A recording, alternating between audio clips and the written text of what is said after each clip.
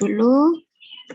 Oke, jadi PTLS adalah bagaimana kita memberikan pertolongan ya, dengan cara pertama pengkajian dulu, pengkajian secara komprehensif dilakukan untuk menemukan apakah ada yang mengancam nyawa atau tidak, kemudian baru lanjut dengan pelaksanaan manajemennya, seperti itu.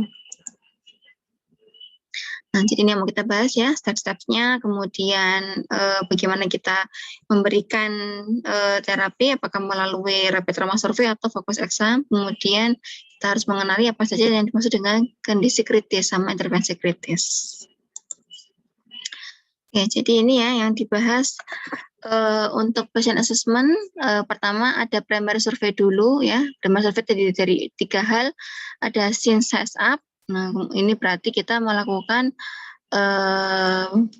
pengkajian area sekitar pasien ya. Kemudian initial assessment atau pengkajian secara cepat ya, pengkajian secara komprehensif dan cepat. Kemudian yang ketiga rapid trauma survey atau fokus exam. Kemudian ini yang kedua ada secondary survey sama ongoing exam. Ya. Yang pertama di sini dulu primary survey, letaknya ada di atas. Sini saya pindah aja bawah ya.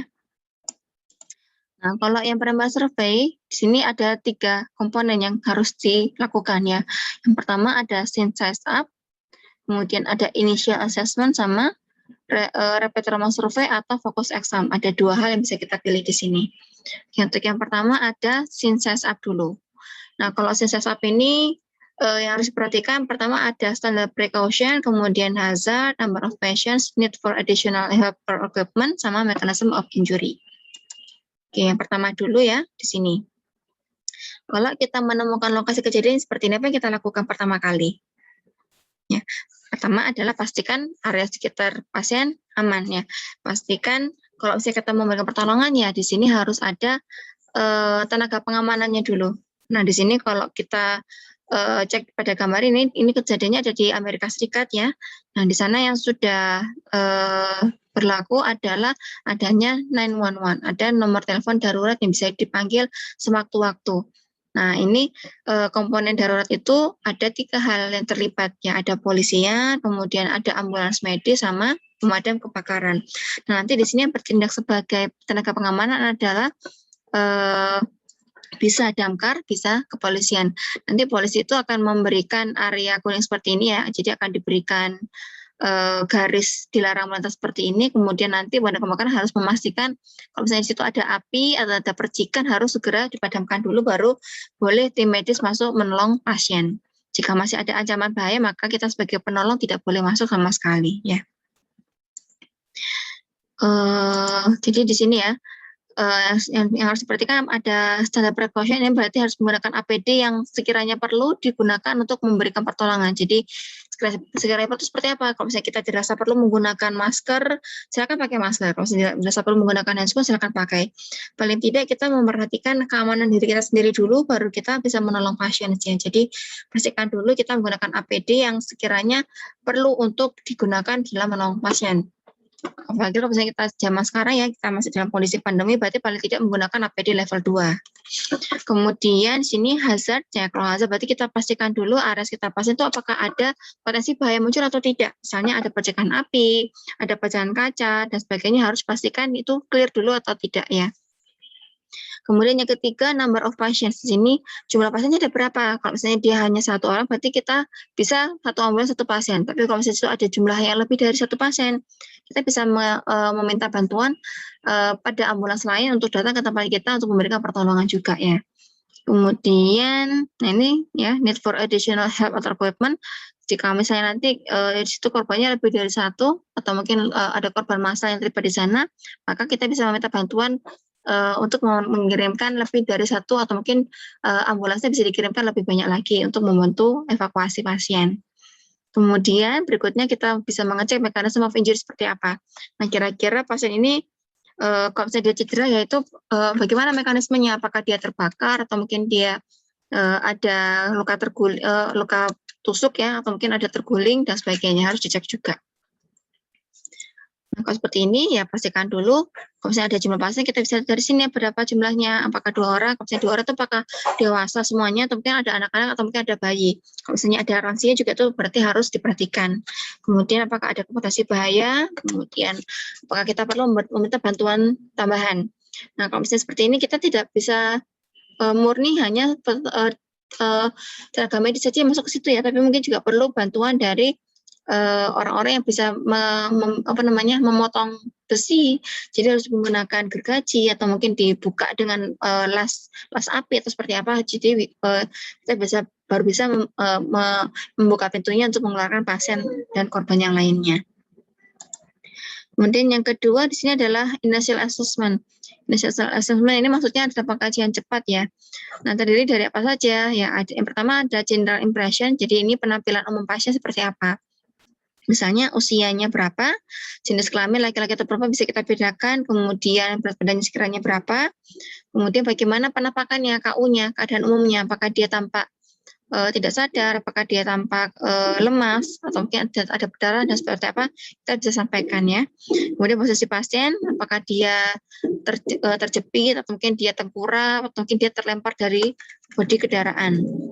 Kemudian aktivitas pasien apakah dia masih bisa bergerak atau mungkin dia hanya bisa terdiam saja karena mungkin terhimpit oleh badan kendaraan. Kemudian apakah ada yang tampak ya, cedera yang tampak atau mungkin perdarahan yang tampak. Kita perlu cek ya seperti itu. Kemudian LOC, level of consciousness, bagaimana? Kita bisa cek dengan menggunakan AVPO ya, alert, kemudian verbal, pain sama unresponsive. Kemudian C, di sini kita lakukan pengendalian C ya, kontrol cervical spine atau pada pasien yang kita curigai ada cedera pada kepala atau mungkin dada sama leher. Jadi harus selalu dicurigai adanya cedera pada tulang leher juga ya. Kemudian RW-nya apakah dia ada masalah, misalnya kita temukan suara snoring, gargling, stridor atau silence. Ini harus dipastikan dulu. Kemudian apakah ada masalah dengan pernapasannya? Yang perlu dicek sini ada 3 saja ya. Bagaimana, apakah nafasnya ada? Jika ada, bagaimana rate-nya? Berapa rate kita itu selama 1 menit? Kemudian bagaimana kedalamannya dan bagaimana usaha nafasnya? Kalau misalnya kedalaman itu kita pastikan dia nafasnya adekuat untuk melakukan 1 tarikan nafas. Kemudian effortnya bagaimana? Kalau effort itu berarti apakah ada usaha yang diperlukan pasien untuk mengeluarkan nafas atau mengambil nafas ya. Kemudian radial or carotid pulse apakah ada? Kemudian apakah kalau misalnya dia ada rate-nya, ada pulse-nya, ada nadinya, berapa rate-nya? Kita juga perlu hitung selama 1 menit penuh. Kemudian kalau misalnya dia rate-nya ada, ya, kita bisa hitung selama 1 menit penuh. Bersama-sama kita juga perlu menghitung berapa, bagaimana ritmenya, apakah dia reguler atau irregular, dan bagaimana kualitasnya. Kualitas itu maksudnya apakah dia kuat, lemah ya. Kalau misalnya dia lemah berarti perlu kita cek bagaimana akral yang lainnya. Misalnya skin color ya, bagaimana warna kulitnya, kemudian temperature, apakah dia teraba dingin ya, kemudian bagaimana kelembapannya, dan berapa CRT, capillary refill time-nya. Kemudian berikutnya apakah tampak ya uncontrolled external hemorrhage, apakah tampak perdarahan eksternal yang tidak bisa dikendalikan. Nah ini kalau misalnya sudah mulai tampak seperti ini perlu tampak adanya gangguan pada salah satu dari hal ini, berarti langsung kita lakukan treatment saat itu juga. Jadi misalnya di sini kita temukan adanya masalah pada cervical spine, misalnya kita temukan ada jejas atau mungkin ada ada instability pada tulang-tulang leher, maka saat itu juga kita perlu memasangkan cervical collar ya. Kemudian misalnya pada airway, temu adanya snoring, berarti saat itu kita lakukan manuver jaw thrust. Kalau perlu juga kita pasangkan oropharyngeal airway untuk mempertahankan kepastian jalan nafas. Jadi pada initial assessment ini, begitu kita temukan adanya masalah pada salah satu komponen, berarti bisa kita lakukan segera untuk treatmentnya. Berikutnya adalah ini ya, sudah. Pertama general impressions, kemudian initial level of consciousness sudah, AVPO tadi ya. Kemudian manual stabilization of cervical spine, kita bisa menggunakan tangan kita sendiri kalau misalnya kita masih perlu menyiapkan cervical collar-nya. Tapi jika lebih baik kita bisa menggunakan langsung memasangkan cervical collar-nya. Baru kita cek ABC pasien. Nah, setelah itu kita lakukan prioritas pasien. Tentukan apakah ada kondisi yang mengancam nyawa pada pasien dengan segera. Jadi begitu kita menemukan adanya masalah pada salah satu hal ini, langsung kita lakukan triase. Saya triasenya pada komponen A-nya pada pasien ini dia tidak paten karena mungkin ada darah yang keluar dari jalan nafas pasien. Berarti mungkin dia langsung kita berikan label merah, ya gitu. Kemudian untuk initial assessment ini juga harus dilakukan kurang dari 2 menit. Ini juga kalau misalnya dilakukan bisa idealnya ya bisa dilakukan selama 1 menit sampai 1 menit 20 detik paling cepatnya. Kemudian delegate any intervention. Nah ini perlunya juga pada batas itu harusnya ada minimal 3 orang yang terlibat. Jadi ada komandannya 1 orang yang dia bertugas untuk melakukan screening ya. Kemudian juga dia bisa memberikan perintah untuk melakukan intervensi. Kemudian nanti yang melakukan siapa? Berarti yang melakukan intervensi itu adalah orang kedua dan orang ketiga. Jadi misalnya orang pertama tadi dia melakukan screening, ditemukan adanya sumbatan pada jalan nafas pasien. Berarti nanti orang pertama ini bisa memberikan delegasi. Orang kedua ya misalnya Mbak A silakan langsung melakukan suction pada jalan nafas pasien karena ditemukan adanya darah. Tapi orang pertama tadi langsung melanjutkan dengan melakukan semua intervensi, melanjutkan semua screeningnya ya.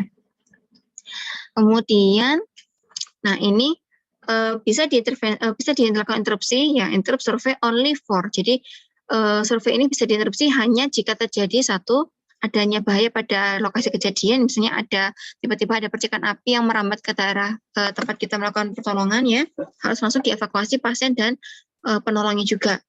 Kemudian jika ditemukan adanya airway obstruction, jika ditemukan adanya sumbatan jalan nafas, langsung kita hentikan semuanya intervensi, semua screeningnya untuk melakukan intervensi bersama-sama untuk membebaskan jalan nafas pasien.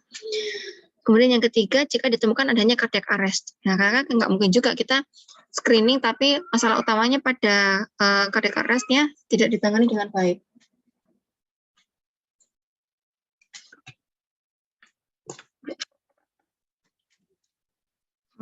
Oke, kemudian ini ya untuk general impressions, bergerak usianya berapa, kemudian jenis kelamin, dan berat badan. Ini juga tadi sudah. Nah ini ya, yang penting triage patient repeatedly if necessary. Jadi jika kita dirasa perlu untuk melakukan triase, nah ini yang saat yang tepat adalah saat kita melakukan namanya initial assessment, itu juga bisa dilakukan untuk melakukan triase saat menemukan pasien itu. Nah ini untuk mengecek LOC ya, kita menggunakan AVPO. Nah ini bersama-sama juga kita bisa melakukan pemasangan cervical spine stabilization dengan menggunakan cervical collar. Oke, seperti ini ya, AVPU sudah. Kemudian airway, ya, localization and fill. Secara langsung kita lakukan simple positioning sama suctioning. Nah, untuk positioning kita melakukan jawa thrust ya, seperti ini. Kemudian jika tidak adekuat ya, jika misalnya kita sudah melakukan tindakan ini tapi masih ditemukan adanya sumbatan, maka kita perlu untuk memberikan advanced airway techniques atau mungkin teknis airway yang lebih advance. Misalnya kita perlu memasangkan ETT. Itu boleh dilakukan saat ini juga. Kemudian pada breathing, localization effect juga ya. Jadi waktu kita melakukan pemeriksaan airway, saat kita melakukan pemeriksaan airway bisa juga dilakukan pemeriksaan bersama-sama untuk mengecek breathing-nya bersama-sama juga ya. Nah untuk pertolongannya kita bisa memberikan high flow oxygen. Jika tidak adekuat, berarti bisa langsung diberikan dengan melakukan bagging ya, diberikan menggunakan bag valve mask.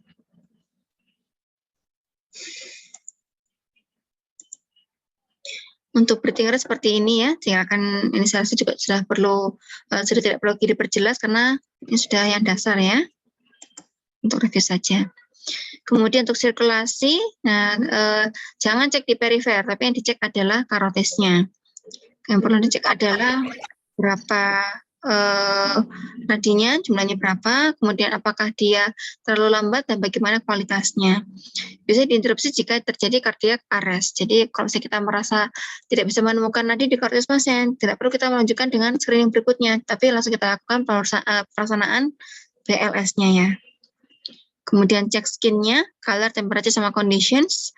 Kemudian apakah ada major bleeding. Kalau misalnya ada, langsung kita lakukan bleeding control dengan memasangkan balut tekan ya, pembedaan dengan penekanan. Nah ini untuk MOE decision. Jadi tadi ya, waktu di awal tadi,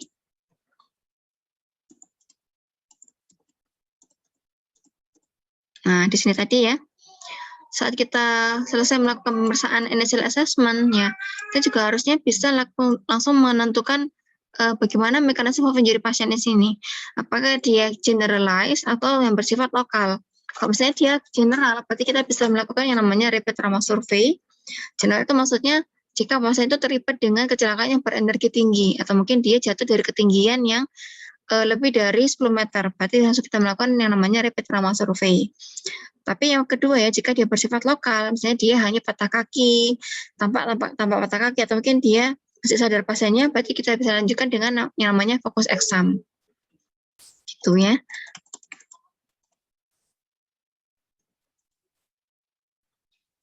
Ya, jadi jika yang kita lakukan pernafasan itu sifatnya adalah generalized dangerous ya, berarti sifat bahaya itu sangat general. Jadi misalnya mobilnya itu sampai hancur, mobilnya sampai terbakar, atau mungkin sudah remuk ya mobilnya, berarti harus yang kita lakukan adalah rapid trauma survey. Tapi jika sifat bahayanya adalah yang bersifat fokus, jadi misalnya dia hanya jatuh dari motor tapi tidak cepat ya, tidak menggunakan kecepatan yang tinggi, mungkin dia jatuh ke kepleset, berarti yang kita lanjutkan adalah pelaksanaan fokus exam. Kemudian misalnya dia tidak signifikan atau ditemukan pemeriksaan assessment yang normal, initial assessment-nya, maka kita lanjutkan dengan pemeriksaan yang fokus exam. Kemudian setelah itu kita tentukan prioritas pasiennya. Pertama kita tentukannya dari apakah ada MOI. Jika di MOI bersifat generalized, berarti kita tentukan dia yang diberangkatkan duluan. Kemudian kita cek historinya, apakah dia ada penurunan LOC, apakah dia ada kesulitan bernafas, apakah dia ada nyeri yang berat pada kepala, leher, dan dada. Kemudian apakah dia termasuk dalam kelompok yang risiko tinggi, misalnya dengan perubahan kesadaran, kemudian ada kesulitan bernafas, ada perfusi abnormal, dan ada temuan initial assessment yang tidak normal. Maka kita bisa memberikan prioritas pasien yang lebih tinggi pada pasien-pasien yang seperti itu. Ya. Oke, kemudian berikutnya ada yang rapid trauma survey ya. Di sini yang dilakukan adalah inspect head and neck, kemudian inspect chest, breath sounds, kemudian heart tones, abdomen, pelvis, kemudian extremities, posterior, kemudian jika dia kritis maka kita bisa melakukan complete exam-nya pada ambulansnya.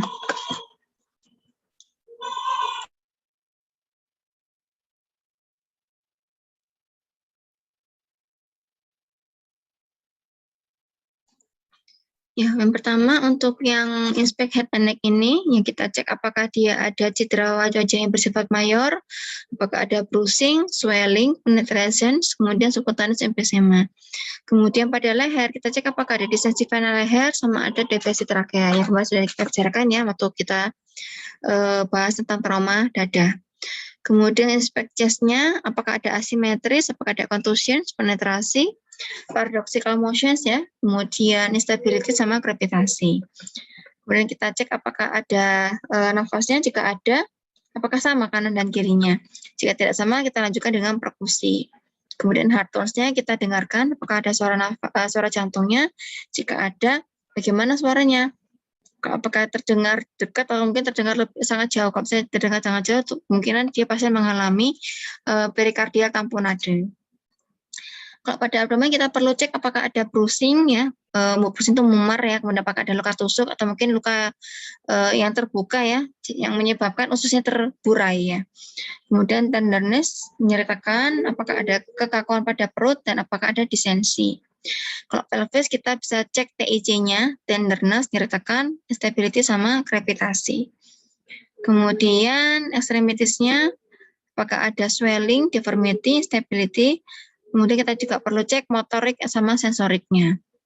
Kemudian untuk mengecek posterior ya, daerah punggung kita perlu pasang dulu backboard ya, untuk memastikan tidak ada pergerakan dari tulang belakang pasien.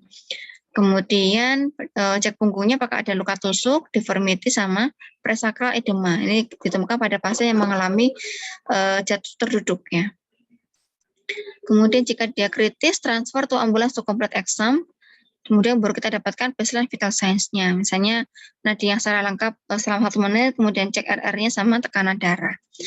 Setelah itu kita cek pupilnya, apakah dia reaktif, kemudian berapa ukurannya sama, apakah kanan dan kiri itu sama. Kemudian jika dia ada penurunan kesadaran, kita perlu cek GCS yang lengkap ya. Ini untuk yang rapid trauma survey. Kemudian ini yang tadi ya sama. GCS. Kemudian kita perlu cek left atrial situation. Jadi begitu kita tentukan pasien ini prioritasnya seperti apa, kita bisa menentukan pasien ini apakah bisa segera dievakuasi atau mungkin perlu dilakukan tindakan untuk stabilisasi di lokasi kejadian. Nah, ini kapan dilakukan? Yang pertama bisa dilakukan pada saat kita melakukan initial assessment. Jika ditemukan antara status abnormal respirasi sama abnormal sirkulasi, lakukan segera evakuasi pasien, segera dilakukan transfer ke rumah sakit terdekat. Kemudian apakah ditemukan potensi shock, misalnya pada pasien dengan penerimaan pemeriksaan dada yang tidak normal, kemudian misalnya pada pasien dengan abdomen yang nyeri tekan sama distensi ya, kemudian pada pasien yang mengalami pelvic instability sama bilateral femur fracture. Nah, jika ditemukan kondisi salah satu seperti ini, maka segera kita transfer pasien ke rumah sakit terdekat yang sekiranya bisa dilakukan stabilisasi. Kemudian jika kita ragu, ya sudah transfer saja, jangan terlalu lama dilakukan kejadian, karena takutnya nanti pasien itu ternyata dia trasinya berat, tapi kita masih nggak yakin.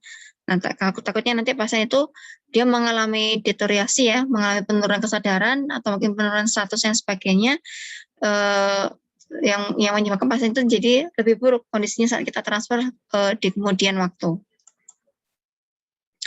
Kemudian ini untuk intervensi yang diperlukan ya, di on-scene-nya, di lokasi kejadian misalnya pada manage airway, kemudian akses ventilasi, bisa digunakan menggunakan yang positif atau yang negatif, misalnya, kemudian memberikan oksigen, bikin CPR, kontrol maju external bleeding, kemudian cell sucking chest, stabilis flageels, kemudian dekompresi tensi pneumotoraks, stabilis MPL, ya, ini untuk menstabilisasi luka yang menancap, kemudian complete packaging. Packaging itu maksudnya kita membungkus pasien dengan backboard sampai kita ikat ya, diikat pasiennya dengan benar-benar diikat ya, dipastikan dia stabil ya di backboardnya. Kemudian untuk transportasi ya, ini adalah prosedur-prosedur yang tidak perlu dilakukan di lokasi kejadian, tapi karena dia juga tidak life saving juga. Misalnya pada kondisi pasien fraktur kita tidak perlu melakukan splitting, bandaging sama pasang infus. Ini bisa dilakukan di ambulansnya. Jadi bersama saat kita melakukan evakuasi, ini bisa dilakukan transportasinya, dipasang bandage, pasang splinting, pasang infus di ambulans. Kemudian kita juga di ambulans itu perlu menelpon lokasi yang kita tuju sesegera mungkin ya. Kemudian kita perlu tambahkan perkiraan kita sampai itu kapan, apakah 15 menit lagi atau mungkin 20 menit lagi. Dulunya nanti untuk lokasi kejadian itu kira-kira dia memerlukan bantuan apa saja untuk menstabilkan pasien.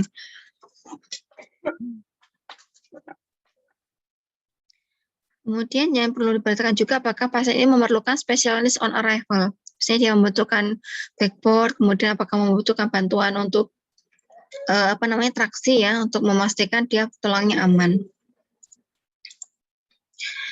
Kemudian untuk secondary survey, di sini letaknya.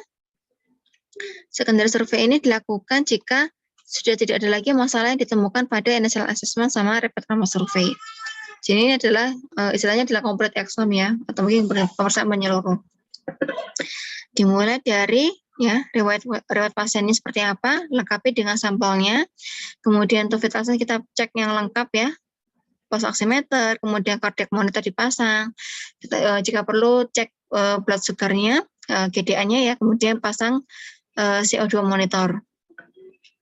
Kemudian GCS juga dicek lagi, head-nya ya, pemeriksaan yang lengkap, pupils-nya, vital sign, recon eye, drainasenya dan sebagainya. Ini perlu dicek adalah DCAP, BTLS ya. DCAP itu apa saja? Ini ya, deformity, contusions, abrasions, penetrations, burns, tenderness, lacerasi, sama swelling. Kemudian neck yang dicek adalah digit BTLS sama neck distensi sama tracheal deviasi. Kemudian cek kalau chest ya, nah dada kita cek apakah ada simetri, paradoxical movement, kemudian ini juga sama ya, decap BTLS, kemudian tenderness, instability, dan krepitasi. Kemudian untuk suara nafas, cek apakah dia ada nafas dan pastikan dia sama kanan dan kirinya. Kemudian cek jika dia tidak sama, pastikan perkusinya, heart tone, kemudian abdomen, cek ketika BTLS, rigidity sama distensi. Kemudian pelvis, ya, cek DKBTLS, kemudian extremity, cek DKBTLS, TIC sama PMS. PMS ini maksudnya post motorik sama sensori. Kemudian posterior, ini dilakukan jika belum dilakukan pada saat pemeriksaan primary survey-nya. Kemudian comprehensive exam ini dilakukan evaluasi untuk semua injurinya, bukan hanya mengancam nyawa, tapi juga dilakukan semuanya yang kepala sampai kaki. Kemudian tentukan data dasar untuk treatment decision seperti apa. Kemudian perform critical patients ini kapan dilakukan secondary survey? Jika pasien kritis dilakukan selama transportasi di ambulans. Jika setelah transport mungkin tidak perlu dilakukan, tapi bisa dilakukan di lokasi kejadian di IGD-nya. Jika pasien tidak kritis, maka ini dilakukan di lokasi kejadian. Nah, ini untuk secondary survey tadi ya. Assessment, repeat routinely, kemudian vital signs-nya diulang secara rutin, monitoring juga secara rutin, berkala ya, kemudian data action juga dilakukan head to toe sama cek DKBTLS-nya. Ini untuk target history-nya tadi ya, sampel ya. Saya rasa juga masih ingat ya. Kemudian ini ya untuk bagian secondary survey juga perlu diulang lagi initial assessment, LOC-nya, RW, breathing, carotid pulse-nya sama external hemorrhage perlu dicek lagi.